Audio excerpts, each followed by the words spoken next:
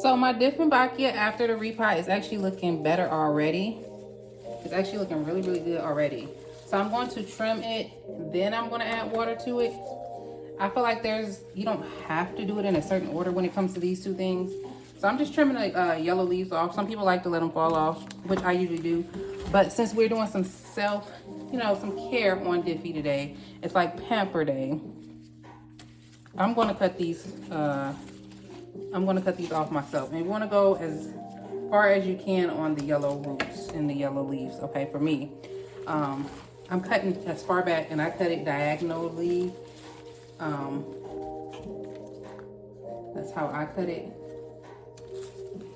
and just get it pinked up so that the energy that it's taking to take care of itself can go to the leaves that are still alive, that are still, look, it's new leaves in the middle.